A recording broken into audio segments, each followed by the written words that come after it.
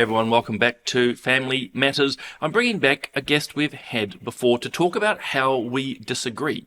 Not about how he and I disagree, I think by and large we're mostly aligned, but the nature of disagreement in society. And I think it's very topical at the moment. So without any further ado, can I welcome back Alex Penk, the CEO and founder of the Ethos Alliance. Alex, great to have you here.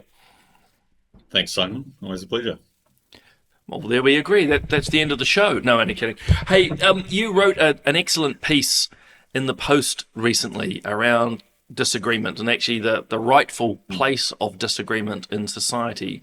But we're discussing how do we best approach that in a way that I would describe with grace. And I might say, Alex, in light of recent events, both here in New Zealand, but certainly in America, disagreement seems to be getting not just more intense, but actually more violent. So I thought your insights would be incredibly welcome. But before we delve into the depth of that, there'll be some viewers and listeners who aren't fully up to speed with what Ethos is. So I wondered if you might just quickly take us through what is the Ethos Alliance and how's it going?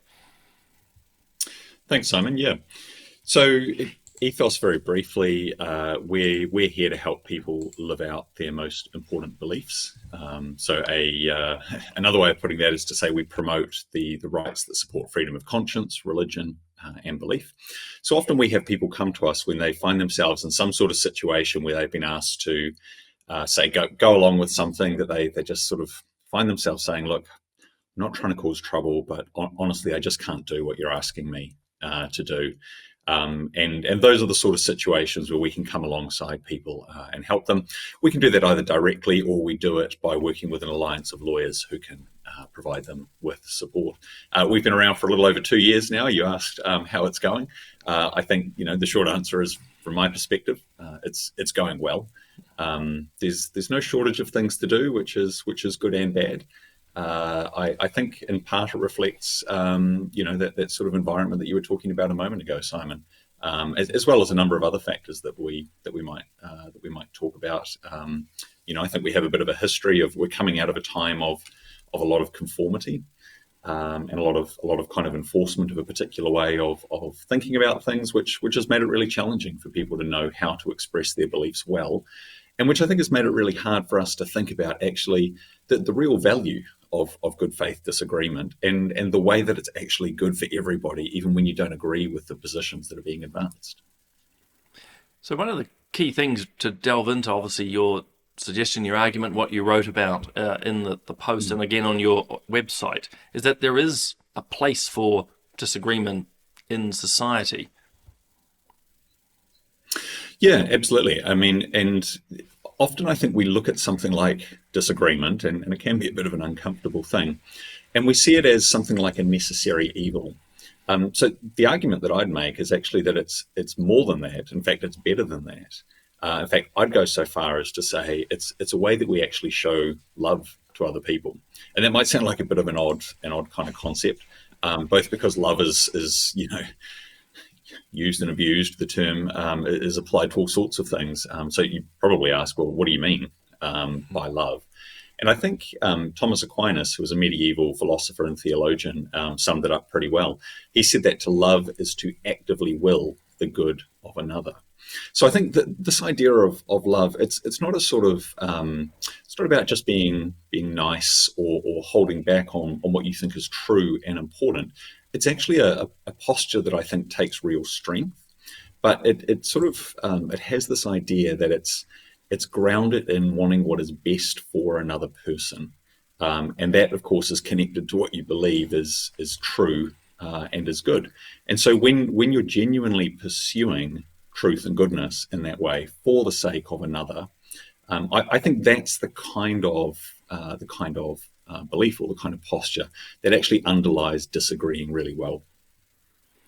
I'm pleased you do mention the concept of love, though, because for me it's become a very, emotional, soppy word and deployed often and frequently, which doesn't make it wrong.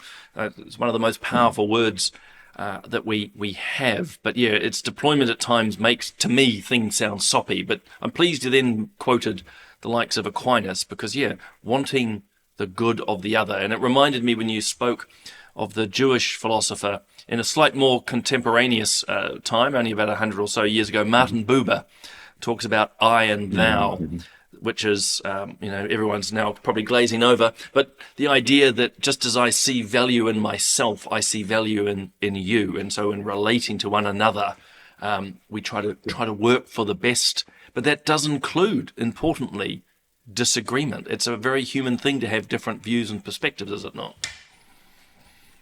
Yeah, absolutely. And I think that's something that we all need. We all need to have our views at times tested and challenged. Unless you think that you are 100% right about everything you believe and every position that you take. I know I'm not. But often we actually need somebody else to point out to us where we're going astray or where we might have misunderstood things. And so I think that's one way of understanding the value of disagreement. But as I say, I think it really matters how we do that as well. Edith Stein, I think, has a really good kind of way of reflecting on this. She said, "Never accept anything as truth that is lacking in love, but never accept anything as love that isn't also true." And I think what that shows us is, so back to this idea about what is love. Often we treat love and truth as though they're, in a way, they're opposites, that they're in tension with one another. We might sacrifice truth to be loving. But I think what Edith Stein's point tells us is actually truth and love go together. When we pursue what is true, that is a way that we love other people. And when we try and speak to them about what is true, we have to do it in love. And so one of the things that you referred to something I wrote a little while ago, which was basically making this point that both that this disagreement is a good thing in a way that we serve people, but which then also sort of led to the question: well, if you say that good faith disagreement is valuable, what do you mean by good faith disagreement? What does this look like? And so I ended up writing another piece which talked about 9 rules for good faith disagreement, which, for the sake of a conversation, I can probably distill to 3 things, which are charity, clarity, and courage. Ooh, well played there with the alliteration. I like it. Hey, just quickly before we touch on those, because I think that's probably an essential part of this conversation, is not just simply the nature of disagreement, but, as you say, how do we do it in a way that's actually constructive? But I just thought, as an observation, what you expressed there of Edith Stein is the polar opposite of the modern concepts. Very much, if you disagree with me, you hate me. That seems to be the mantra in modern discourse. And I don't know, I just wanted to draw that out a little bit, because not only was her insights profound, and I'm glad you shared it, but it is I would argue, Alex, the polar opposite of how things are operating at the moment. Yeah, I think unfortunately that's certainly been true of recent years. Another example I could give you. In our work at Ethos, we work with a lot of lawyers. We focus on legal issues, and I was thinking the other day about a well-known pair of U.S. Supreme Court judges, Ruth Bader Ginsburg and Antonin Scalia, and they were sort of known as. They were really known for having like a deep and genuine friendship, and for being on the opposite side of almost all the kind of controversial and polarizing issues that got brought to the court. But they were genuinely friends. You jump on the internet, you can find a photo of them riding an elephant together on holiday in India. They used to go to the opera together, while at the same time attacking each other's ideas vigorously in their legal writing and the judgments that they would write. But there were 2 things going on there. One was that they drew a distinction between disagreeing with ideas and disagreeing with individuals. So they understood that they were attacking the other person's arguments, not the person. And they actually valued that. Ruth Bader Ginsburg would say, "I wrote better judgments because of Antonin Scalia's disagreements with me. He forced me to confront weaknesses in my arguments. He forced me to refine them and make them better." So in a way, it actually sort of, helped her to hold her positions in a better way and more strongly than she she otherwise might have. But that distinction between ideas and individuals, another way to put it is that when we disagree with somebody, we should be thinking of them not as an enemy, but as an opponent. So, among other things, that means there are rules, there are norms, there are things that it's legitimate to do, and there are things that you shouldn't do when you're disagreeing with them. I think you're right. I think that that distinction has often been lost. Social media, I think, doesn't sort of help with this. One way of thinking about it is what's good for Meta is not good for you. And if you get sucked into that kind of mode of engagement, it can actually do real damage. What we want to keep the focus on is every person has dignity when we are engaging with these issues, even when we disagree vigorously about the most important issues. So how do we treat them with that dignity, while at the same time loving them by paying them the compliment of caring enough to disagree when it really matters? Yeah, I wrote about some of this, only a small part of it recently in a Substack, actually. Certainly in my time in politics, lots of vitriol and attack and people yelling and screaming. Not all the time. Most of the time it was actually pretty good. But when it was, I was always trying to remind myself of exactly that dignity you just referenced. But also, I also think about when I see acts of road rage. It's like what's happening in that person's life at the moment, and therefore trying to give a little bit of grace to them in a way I'd hope that they might give to me if it was a similar circumstance. The other example that jumped to my mind as you were talking is Cornel West and Robert George, two philosophers and intellectuals on the complete opposite side of matters in the States, and yet they get together and talk and chat. And as you've said, it's that disagreement which actually helps generate better ideas. And before we get onto those 3 C's and the constructive way forward, I was always struck in Parliament, people saying, well, why can't you, Simon, be bipartisan, or why can't your parties just agree to things? And you go, well, that's not democracy. That's autocracy. If we all just agree and have the one view, that's not a particularly healthy system. So segueing off that, and you've given us your 3 C's, let's just begin talking about, how do we disagree constructively? How do we, if you will, protest in a way that, again, is constructive and not destructive? Yeah. So I said I'd distill it to 3 things: charity, clarity, and courage. So the first of those, charity. What I mean by that, it's that idea that Aquinas advanced, that love means to actively will somebody else's good. And the root word for charity is caritas, or in Greek, agape, which refer to a kind of a sacrificial love. And I think that's really important to keep in mind. There's actually almost like a vulnerability in this way of engaging, in this way of trying to love other people, because in a sense you're doing it in a way where you're putting yourself in a position where you might have to sacrifice, so endure the discomfort, for example, of disagreeing with them, or trying to put yourself into their shoes. And that idea of empathy, I think, is a really key kind of aspect of this. As you were saying a moment ago, everybody has a story. There's usually a reason why people hold the positions that they hold, and I think it's really healthy if we can be curious about that. So rather than dismiss people because of their position on a particular issue, we might disagree with them vigorously about that issue, and we might be absolutely right to disagree with them. But trying to see them as a person and trying to understand how they've come to that position, I think it's good for a few reasons. One is it actually helps us get in the right kind of posture for discussion and debate. 2, we might actually learn something.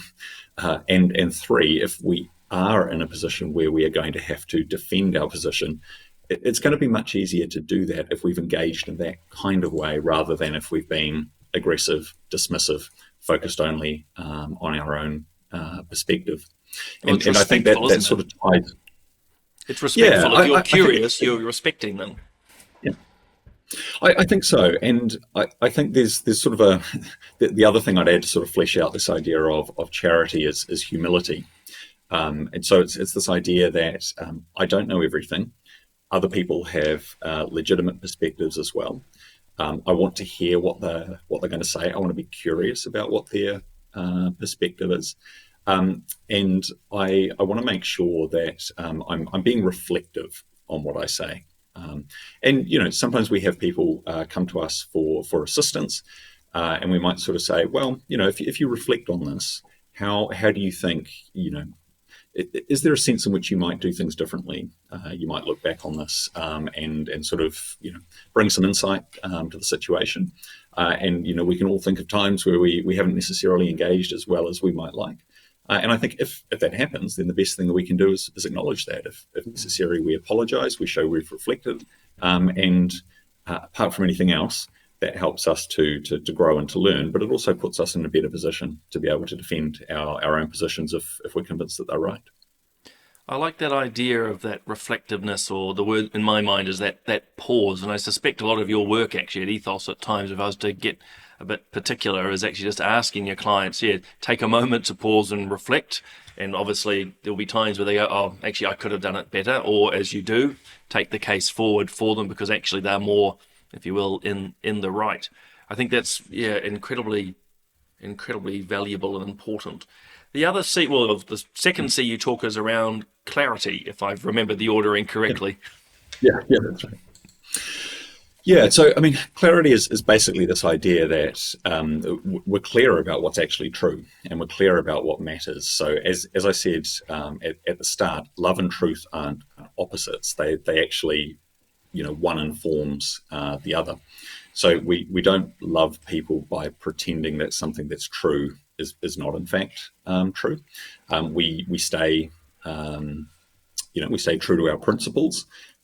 We pursue the good of other people by seeking to persuade them about the truth and the goodness of those principles. The fact that it's persuasion rather than compulsion, I think, is really important. But part of that idea of persuasion is that, if ideas matter, if they're really important, then they deserve to be tested. And it's legitimate if somebody is saying to us, look, this is the way you should think about things. This is the way that you should behave. It's absolutely legitimate to test that and to scrutinize that and to ask them to justify and to defend and to be prepared to say to them, look, I don't, in good faith, I can't accept what you're saying. Have you considered this perspective? What's your argument for going from point A to point B, for example? And ultimately, clarity might mean what we see from a number of the people that come to us, effectively having to say, look, you're asking me to do something that I just can't go along with. It's that sort of it's that line that Martin Luther advanced. Here I stand, I can do no other. I'm not trying to cause trouble. Whether or not you think Martin Luther was trying to cause trouble. Yeah. Let's not go on that tangent. No. That's I was going to say it's another podcast, but it's another sort of several books probably. But it's that basic idea that I'm not trying to be difficult, but I just can't do what you're asking me to do. That sort of posture because of a clarity of what we believe to be true, I think is ultimately actually a really constructive way of engaging with things. I must say, when I reflect back on political days, some of the people I got on with the best were actually people who held opposite views. And I remember, I worked quite closely with Louisa Wall on the China question, but she and I would be of complete opposite views on just about every other topic, certainly in the moral and ethical space. But I remember saying to a journalist who was asking us about this odd couple of parliament, as he called us, for me, it was that clarity element you've just talked on, because I could understand where she was coming from. I didn't agree, but I could understand where she was coming from. And the further, if I were to use that word, her further for her views were the same as mine. Different directions, but if you will, the similar motivations. And that generates a respect, not an agreement, but actually a respect.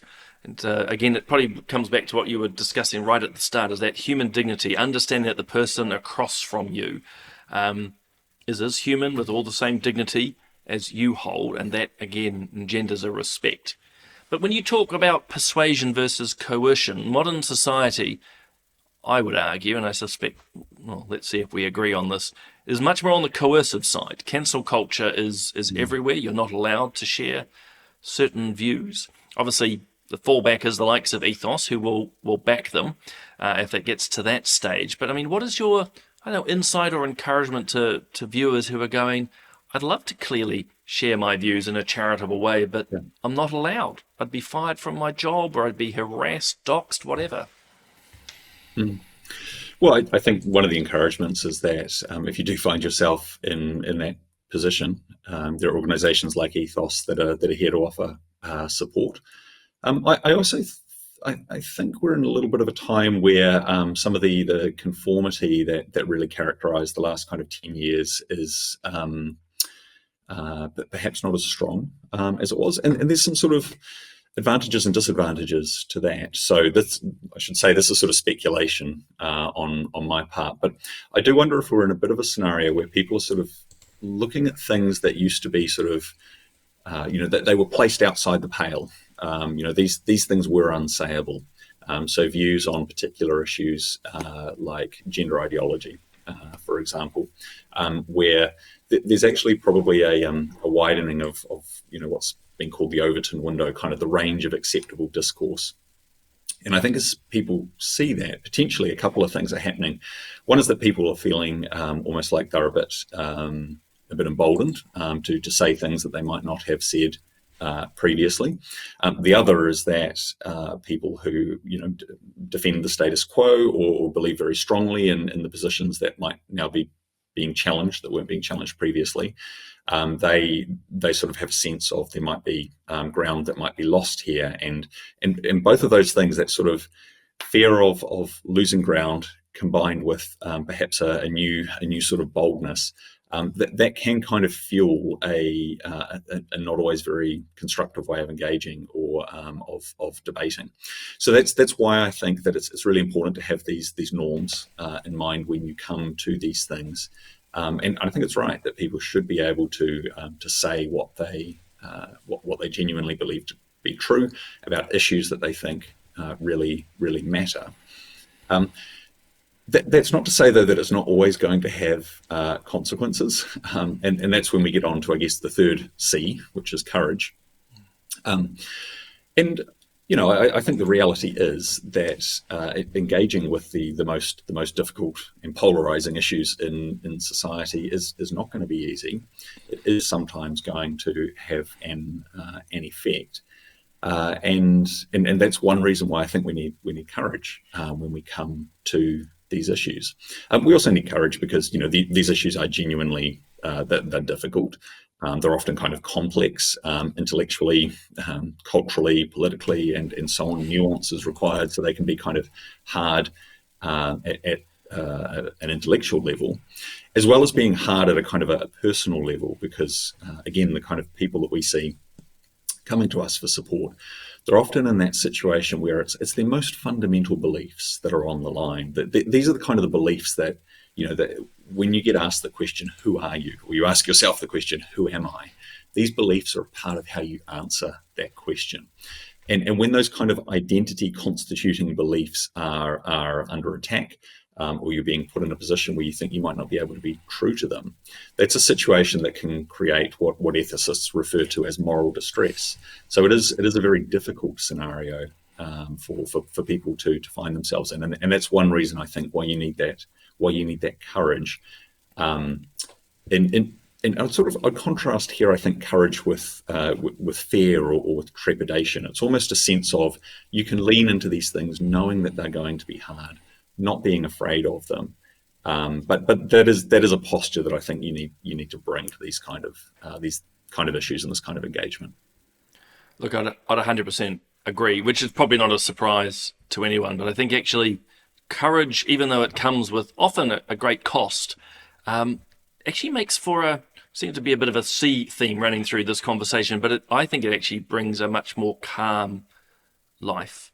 I think if you are standing up for what you believe and you have the courage to speak about it, you don't have to be literally yelling on a street corner or whatever, but if you are calmly able to speak and courageously about what you think and not compromise, I think you're actually generally happier. I mean, again, it's just an observation from my time in politics, Alex, but a number of MPs who compromised on their most core values usually because they thought it would get them ahead in life, usually were quite miserable because they knew deep down that they weren't acting with the courage that was called of them. And I suppose my encouragement to people is to be courageous.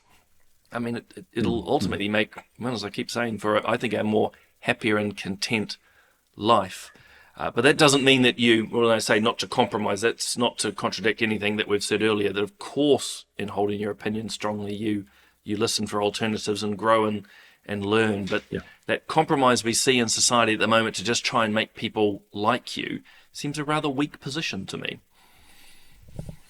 Yeah, I mean, one of the questions that I think it can be helpful to ask if you're, venturing into the public square or just speaking to other people is that question of whose approval are you seeking? Who's sort of the ultimate audience for what you're saying? And it can be, quite easy to kind of either compromise something you believe in, or maybe speak too aggressively, because you've got kind of an audience in mind whose approval you want to win, as opposed to engaging with the ideas, going after the conversation with integrity, to try and learn or to try and put forward in a reasonable way a position that you really believe in. I kind of personally think about it as, I have to be able to look in the mirror and be okay, maybe not with what I see, but with sort of the whole person that I can see looking back at me. And I think that's quite a useful test to bring to it. The other sort of test I'd suggest is, if you think about how you do these things, is to try and conduct yourself in a way that the conversation is then going to be about your beliefs and not your behavior. So again, something we see sometimes is that if somebody hasn't conducted themselves in an ideal way, then the conversation becomes about, well, you said this in a really unreasonable way. You said this to people you shouldn't have said. You expressed yourself in a really aggressive way. You made people genuinely unsafe. Something like that.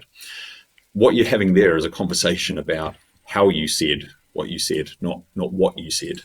And really what we want, if we're talking about the importance of good faith, passionate disagreement about issues that matter, we want that conversation to be about the issues and about the ideas. So thinking about how do you keep this about beliefs, not about behavior, I think can be a helpful kind of guide as well. Yeah, it's a bit akin to the old adage, isn't it? To play the ball, not the man. And so much disagreement now does become ad hominem, or very focused on the behavior or who the person is.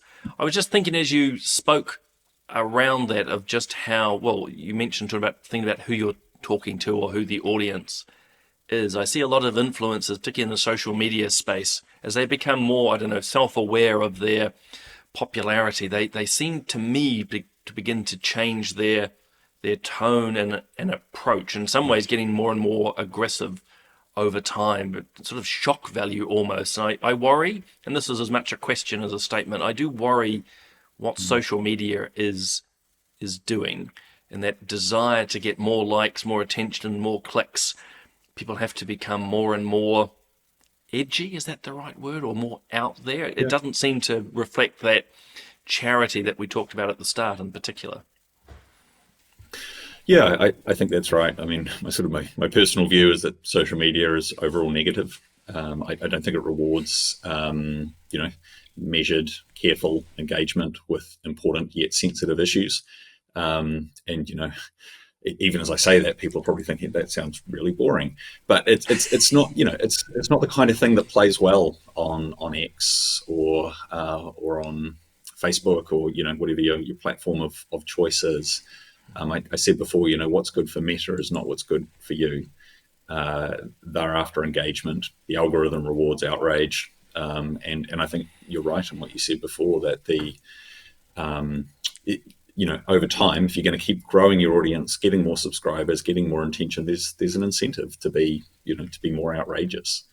And I don't think that helps. One of the, perhaps another point is that the constructive way of thinking about that, if we flip it around, is to try and think of ways where you can engage with a bit more depth and a bit more nuance, and particularly to try and engage with people in person as much as you can. We're obviously doing this online right now, but and I hope having a good conversation. But it's actually just being face to face with somebody when you're debating these kind of important issues. It's a lot easier to think about things like charity and humility when you've got another person right in front of you. It doesn't have to be all the time, but I think if we can find more opportunities to do that, that's probably a good thing. Well, I think it probably comes back to actually those early concepts we talked around love. Effectively, love is relational, and I would argue that relationship is quite physical. I don't mean in the sort of marital sense, but our relationships with family, with our friends, there's a proximity, there's a physicality, which the likes of online recordings and podcasts, useful and I think fascinating as they are, is not quite the same. And I think that's really important when it comes to disagreements. And as you've emphasized, actually being in person makes a huge difference, which is what I have to say has worried me about the cancel culture. I was cancelled a few months back at a university for talking to come and deliver a talk. And you're going, but, because long and short, surely that in-person discussion enhances things, which I suppose is the major theme of what we've been discussing here today. Alex, I'm incredibly grateful. You have a marvellous gift of actually articulating quite complex ideas and distilling them down to ways I think are very accessible. But if viewers are listening to this and going, okay, well, my disagreements are leading me into major problems. I've got issues with my employer or the school or whatever. Their beliefs are being highly challenged. How do they get in touch with you and the crew at Ethos?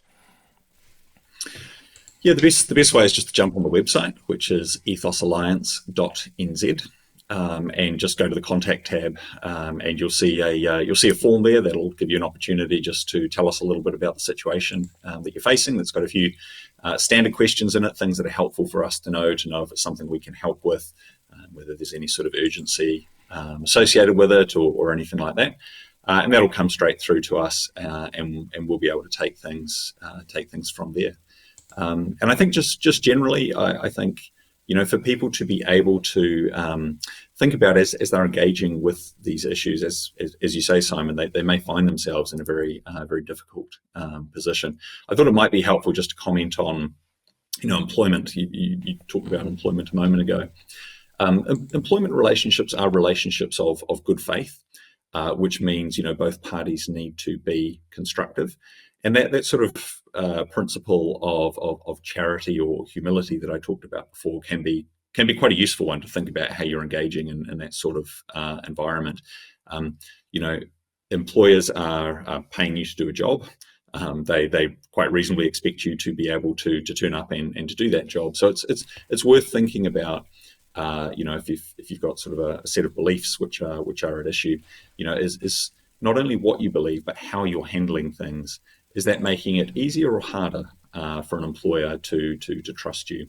I'm not suggesting that an employer should be able to impose ideology on you, particularly if it's unrelated to the job itself.